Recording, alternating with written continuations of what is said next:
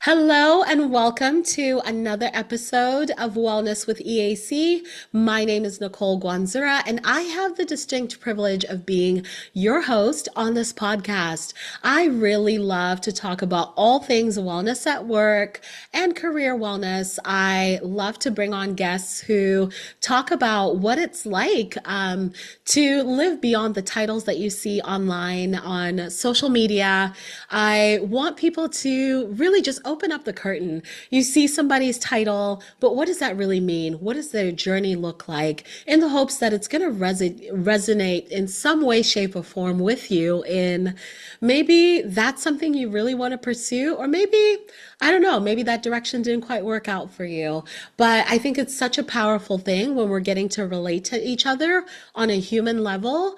And so I love being able to bring guests to talk about that. And when we're not talking about all things, wellness at work and career.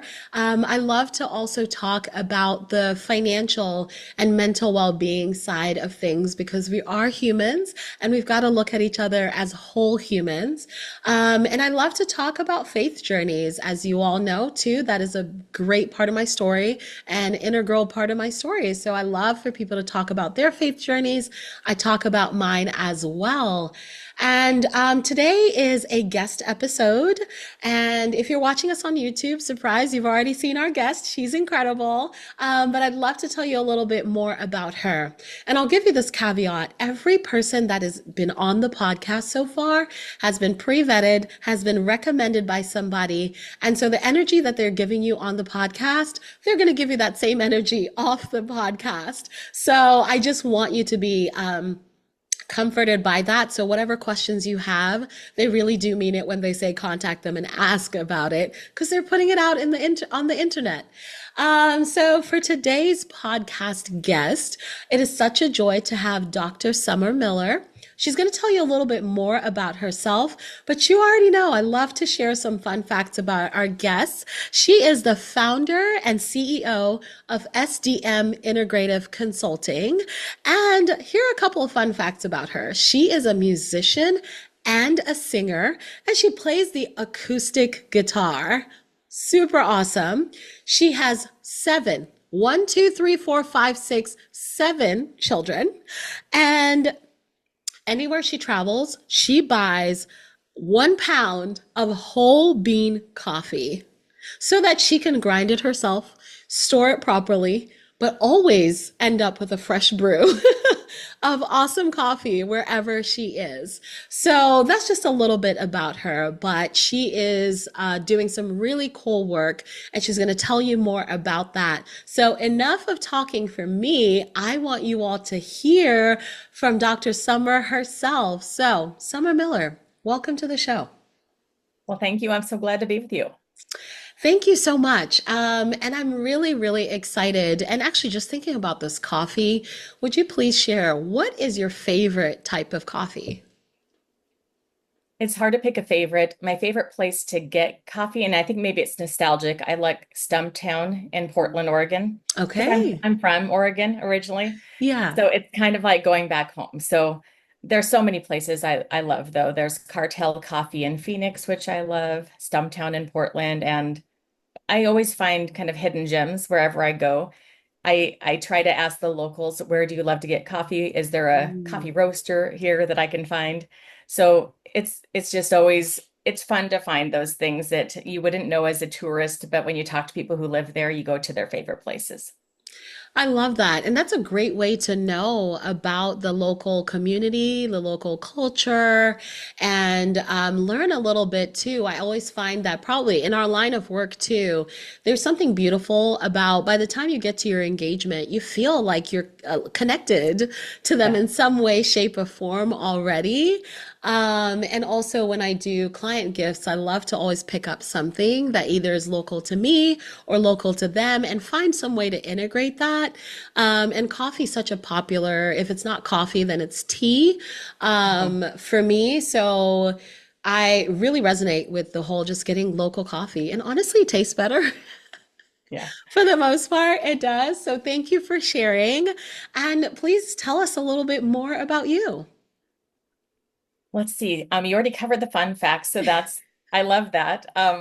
Let's see. When I'm not doing those things, I work with businesses as I'm really an educator at the heart of it. So Mm, I work with businesses to navigate change without leaving people behind. mm, And that's really kind of a common thread is this idea of being people-centered, yeah. making sure that you design experiences and outcomes for people as they change and grow.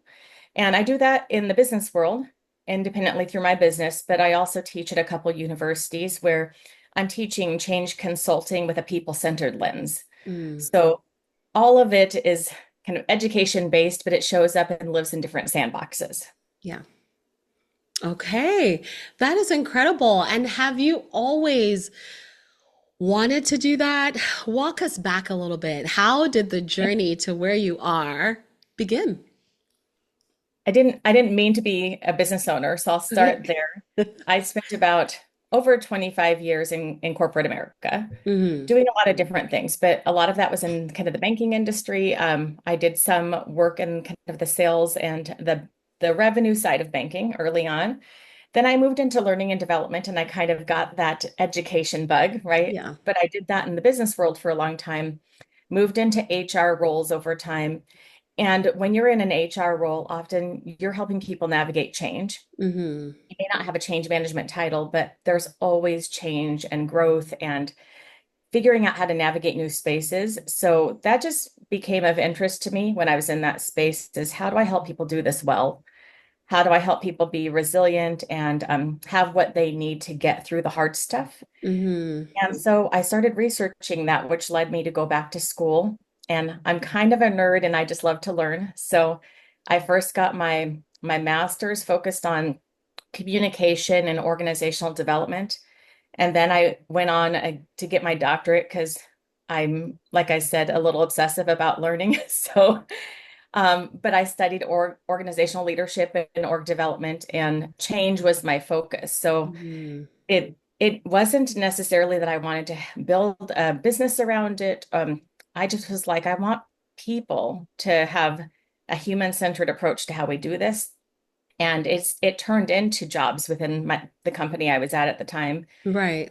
Eventually, when I started my own company, I was thinking, how can I do this all the time? Is there a way that I could focus my energy around this kind of work so that people have what they need to be at their best? So Mm. that's the kind of in a nutshell how I got here, but it wasn't really by design. I think it was by responding to my experiences along the way. I love that. By design, not by design, right? But responding to your experiences along the way. And a lot of times, I think that's what makes us the best business owners because we're living out of these responses to experiences and then we refine that even more. And now we're able to look at things from the outside looking in again, and then now helping people make those changes. Because sometimes when you're in it all the time, you can't see it anymore. You're just trying to get through the day to day, right? Yeah. Yeah.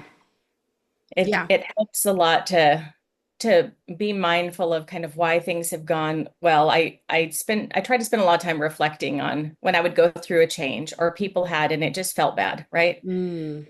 Because I think we've all been through that where you've gone through a change and you're just like, this could not have gone worse, or this just didn't feel good. I don't feel good Yeah. about moving forward. But you also have bright spots. You have times when change has gone really well. And if you can look at what was true in those experiences, you can learn a lot from that. Mm. And it's not necessarily what's true for you, Nicole, what's true for me, Summer, because everybody needs a little bit of something different. Right.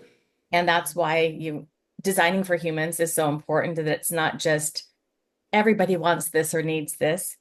There are certain things everybody need, but there's also nuance, right? Right. There's things that are unique to you. And unless you can articulate that, it's hard for people to know how to meet you where you're at. Mm. Mm. Mm. Okay. Okay, so many gems in there, and we'll continue to dive into some of that. And you shared just how you've been right responding along the journey and how that has evolved into where you are today. Can we talk about the other side of it while also raising kids? Doing life, being a wife. Tell me more about how that was integrating because you're also getting multiple degrees. You've got a family to raise, a husband to love on, and they're loving back on you, but also sometimes giving you extra gray hairs. Mine are like in full Yeah. reflection Mine are lately. up here. Yeah. Yeah, they're up here. They're in full reflection. I have a 4 and a 7-year old, and whew, so I always ask every mom now, I'm like, how'd you do it? I think that it was a little unusual for me. So my husband and I, when we got married, he already had 3 kids that were school age. So kind of Mm. late elementary, junior high. So I jumped right into that stage. Yeah, But I think that while that's hard in certain ways, it's just a different rhythm of life and figuring yeah, it out. And I was a little bit earlier in my career at that point where I was kind of, what do I want to be when I grow up? I knew I yeah, liked to lead people. I knew I liked learning and development, and I had kind of figured out some stuff, but I think that I worked out some of the kinks at that stage. And yeah. that's a little bit different than starting with babies, right? Mm. So Yeah, everybody's got routines and you're kind of figuring out how that works together. right. I think that once we started having our kids together, because we that was a little bit after we were married, and I got a later start than some people, just because I want to say my first child I had when I was 32, Mm. of the 4 that we have together, and a lot of it was relying on community.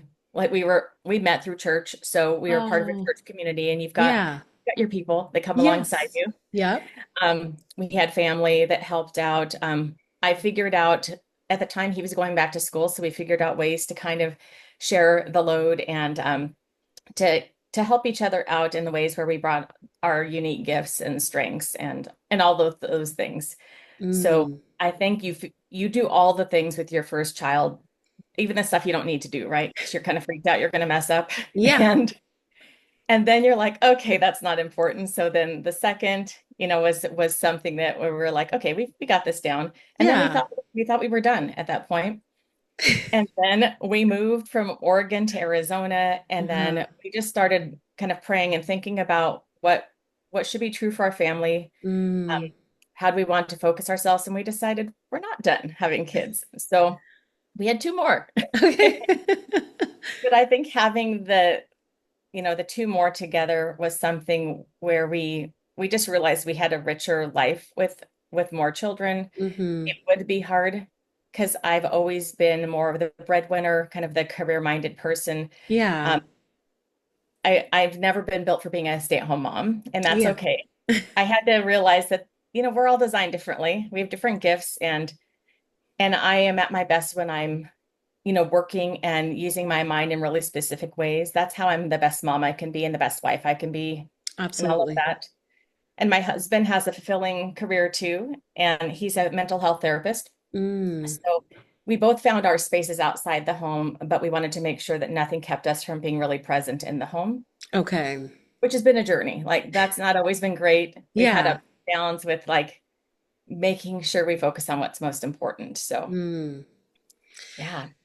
That's really helpful and essential. Thank you for sharing that part of the journey because I think that's part of that unveiled curtain where people are seeing what it looks like on the career side, but we all have lives at home in some way, shape, or form. And so I think being able to put that at the forefront of this is how people are doing it and in different stages too, because, you talked about this when you were earlier in your career trying to figure out what you're going to do when you grow up or having kids after 30. That's a different dynamic as well, on its own. And having Yeah. 4 kids after 30, that's like, such a different dynamic, but also so common to so many people. So I really appreciate you just kind of sharing those dynamics and the power of community. I think every single guest that has been on this show has continued to talk about that. We talk about that on the show that there is such power in community. I mean, between for us, we have a great church community as well, and they have been fantastic through the highs and the lows, or on Wednesday nights when I need to escape and Bible studies right across the grass from my house. And I can just get out because my neighbors and we go to church together. Our kids go to the same schools. You feel like you're doing it together, even in the rough times, which is so, so valuable and so important. So I appreciate you sharing that. So now just reflecting on life in the season. I mean, just coming out of Q1, Q2 is looking really fantastic coming up ahead. What are you really proud of in the season of life?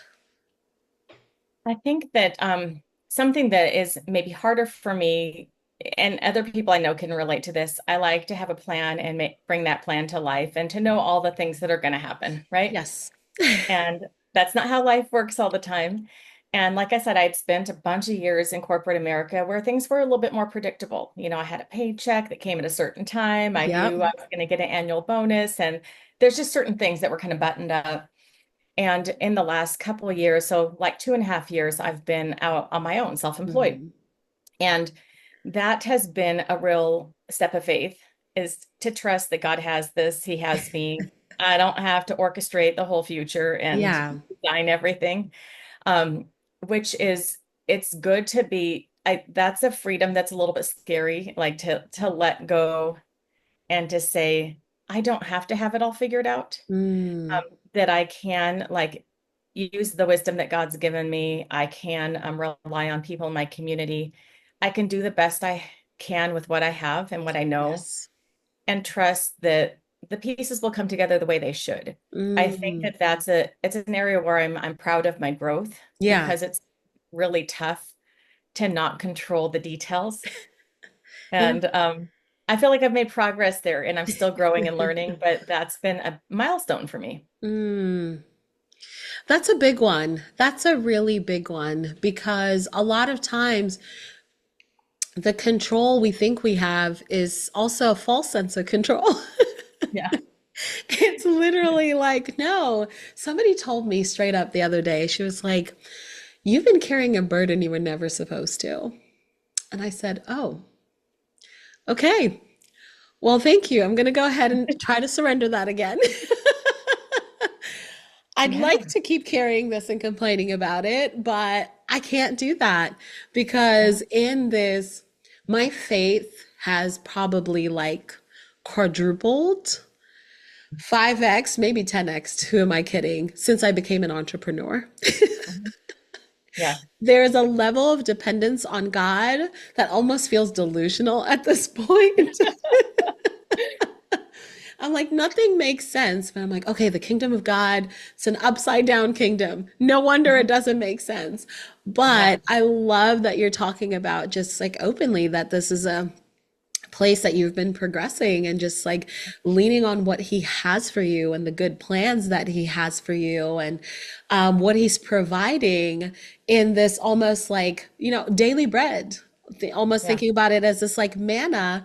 And if he gives you yesterday's manna, we know what happened to that manna. It went Yeah. bad. It went bad. So we can't hold on to that. And tomorrow has its own problems. So we don't know what tomorrow's manna is going to bring, but he's given us enough for today. And he's given us what we need to get through the day to day. The fact that our eyes are open and we're like up and doing it. But speaking for myself, it doesn't always seem like enough. Yeah. Well, and I think sometimes too,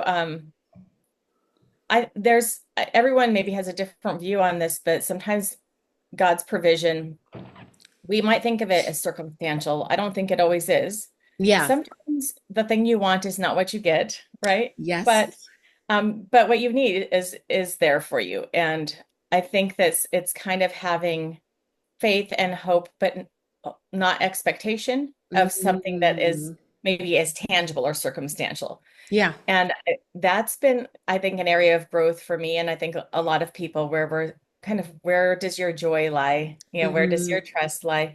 there's all these things to think through to where I may be a richer person in terms of the humility I have or the patience I have or other things. Yeah. It doesn't mean that I'm not going to feel the stress of like not having enough revenue or that I'm not going to be worried about things like that. Yeah. Um, But there's always what we need. Mm. And even if it's not how we would name it or articulate it. Beautifully said. Beautifully said. I just want to just capture those words right there and put them on a wall. I have a wall full of like scripture and encouraging words. I'm like, that is so beautifully said. And every day I need to be remembering these words because you so beautifully captured it there. And just thinking of then, just your life, since we're still deep in this reflection, and just this outlook, when you're thinking back at your journey to date, is there anything you do differently? I think that something that I worked through, maybe the hard way that people don't have to, is when I was in a corporate environment, it's not that I was completely caught up with my job title or anything like that, but my identity was really rooted in what I did, how Mm, productive I was, who I yeah, led, things like that, things that were maybe tied into my job title, my job function. And it kind of crept up on me because I wouldn't have told you at the time I'm really wrapped up in, my identity is really wrapped up in this job, yeah, but it was. And when I knew that I needed to leave, I left because of a values misalignment. I still couldn't mm, like articulate all the things. I just knew I'm doing something here that feels like it's not aligned with where I should be focused. yeah, I find that thing. I need to find where I belong. mm. And then I did the work of untangling myself, Oh, right? okay, talk about that. And And that was working with a therapist to just say, I don't know what's wrong here, but I feel like really confused because I chose to leave a situation, but now I feel like I don't have value. Like I Mm, don't know who I am without this job and without this team and these things to do. yeah, And it was something that it didn't make logical sense. I know that as, a child of God and a human being and all of the things that I have value, just inherent value because I right. exist. But I didn't feel that. I felt like my value was lacking because I didn't have these things to attach myself to. And I didn't realize how tangled up that was until I was away from it. And I could see Mm, clearly and I could realize I was just wrestling with this kind of discontent and this incompleteness and this aimlessness. And it took a while just of kind of prayer and talking to somebody and realizing what was true and what was not. I had mm, to do that untangling. yeah, And I wish that I and more people would do that while they're in those jobs because the work's important. It doesn't yeah, diminish that. But I think you have to be able to say, kind of, where do I begin and end, and where does this job begin and end?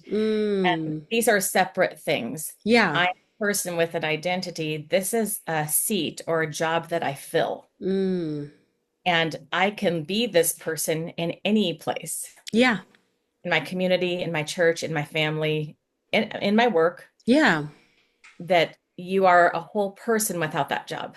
yes, yes. Absolutely. Absolutely. That's so powerful. Because identity is such a big component of our lives. Contentment, I think, is a word that's almost thrown around, but not fully understood. Um, and discontentment comes along with the line of so many things. But, I even think of how prevalent, I mean, look on LinkedIn. We love hanging out on LinkedIn. Yeah. Look on LinkedIn and see how many things, webinars, books, talks, all on imposter syndrome. Yeah. So much about imposter syndrome. And it's just kind of this prevalent thing. But what would it look like if we were doing more of these conversations on just contentment, on identity, on purpose? Yeah. What would that look like? It would be amazing. And I think that You do hear a little bit more about that now. I think in today's day and age, people are talking more about identity and purpose and mission-oriented work and like all of those kinds of things. There's more conversation about it, but we also have a lot of maps from our past experiences. Yes. Even when we talk about things out loud, it doesn't mean we believe them internally. Right. Right. That Right. takes some work. And I think sometimes it takes people helping you to get outside of your head and heart a little bit so you can gain some perspective. Yeah. And having those people that will speak the truth to you even when it's uncomfortable. Yes. Yeah. Absolutely. Absolutely. And having, yeah, you know, those people, like that same, you know, the same person who told me that I was carrying a burden I didn't have to, but then Mhm. also talking to my best friend and I was telling her about a situation I was going through. And she was like, friend, you made that an idol.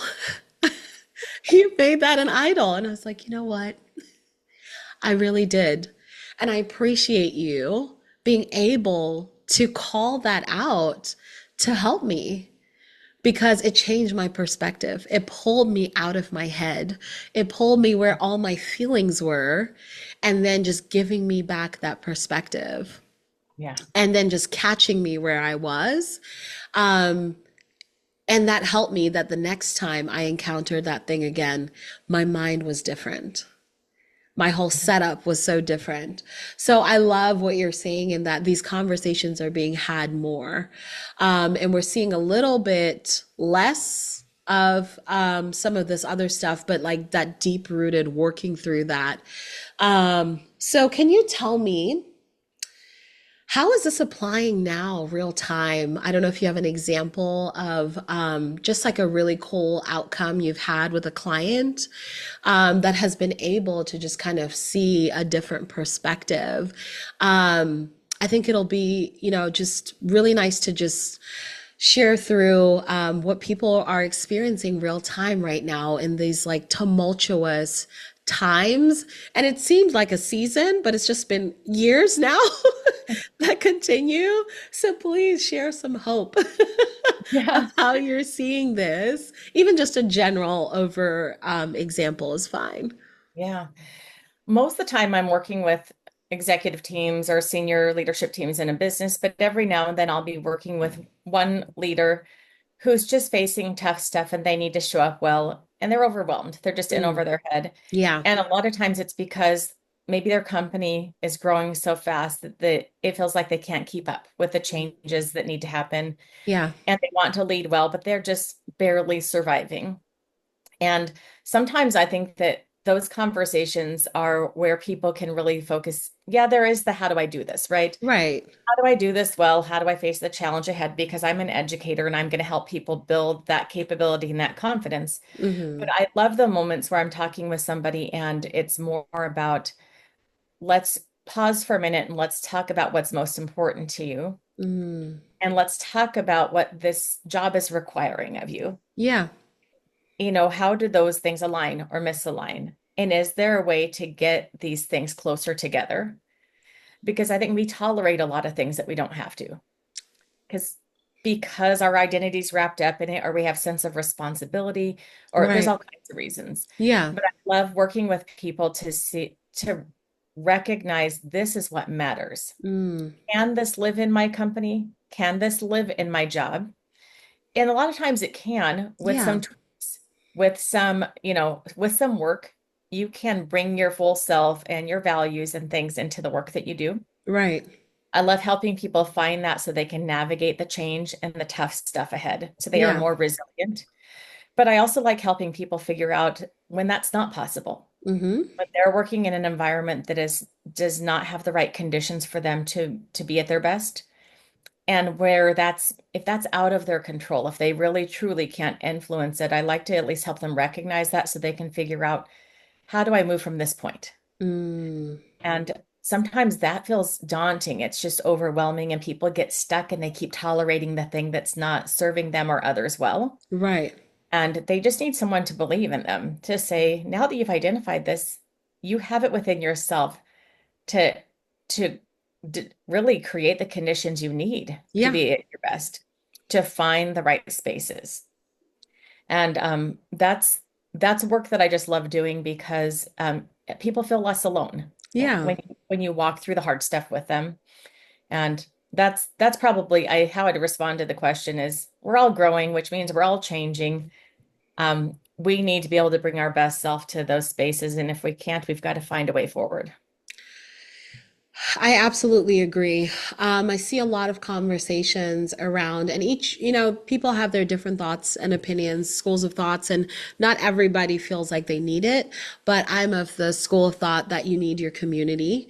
You need people to walk through stuff with you. So I always say I can never relate to being a self-made anything. I'm not.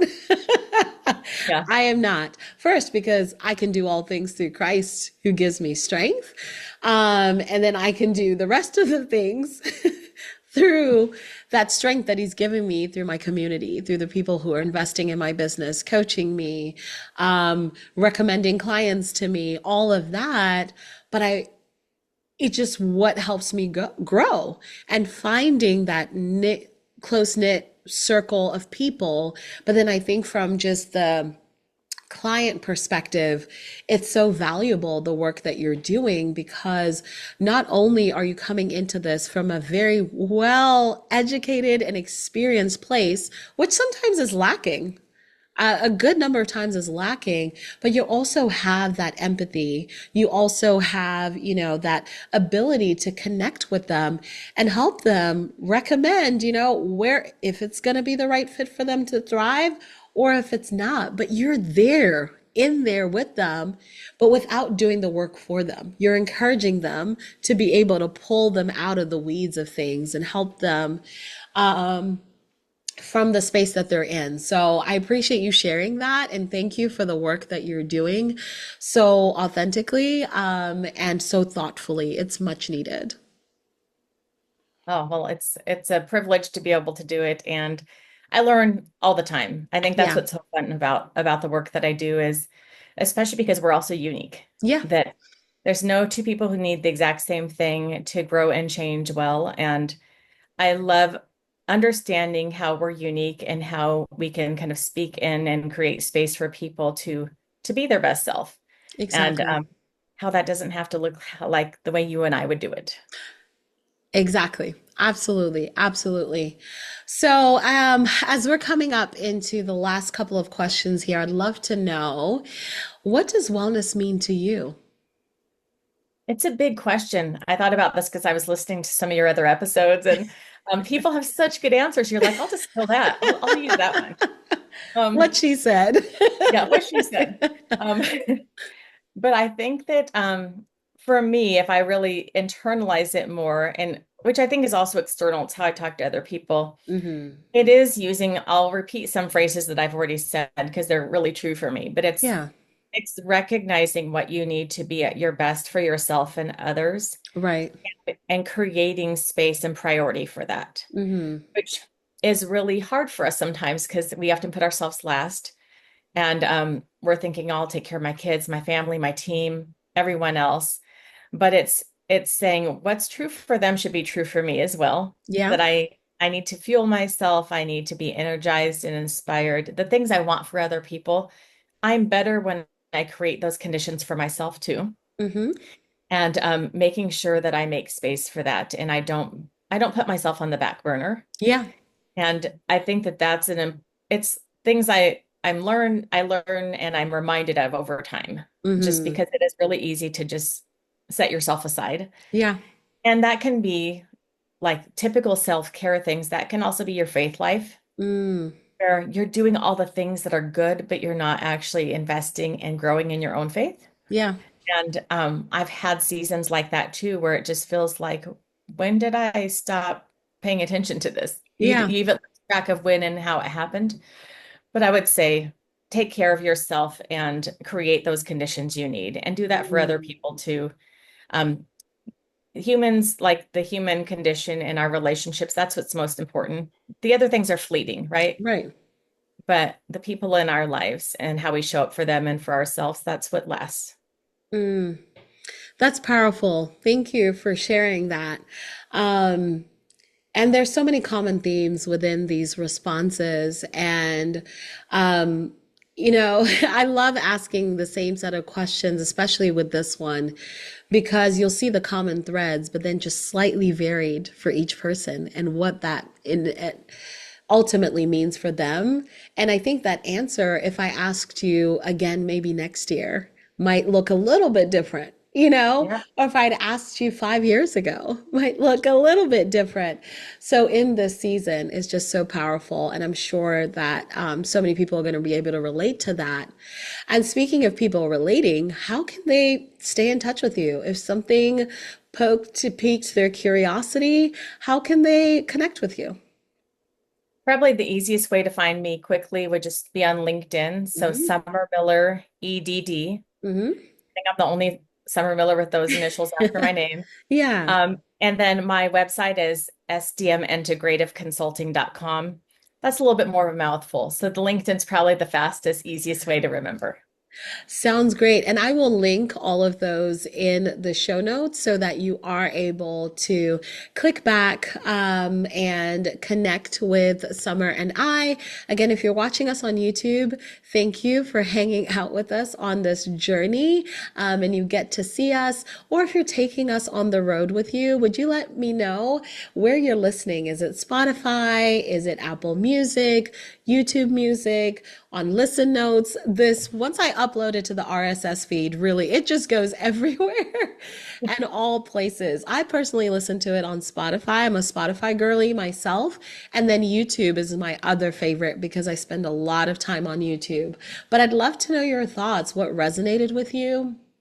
What did you really enjoy about this episode? And, what other topics would you like our guests to talk about or for me to discuss within this conversation with this podcast? But, it's been a wonderful time today, especially just having you, Summer, and having these conversations with you and just going into depth about more of you and your work and just what makes you you and your background. I really appreciate you coming on the show today. My pleasure. Thanks for having me.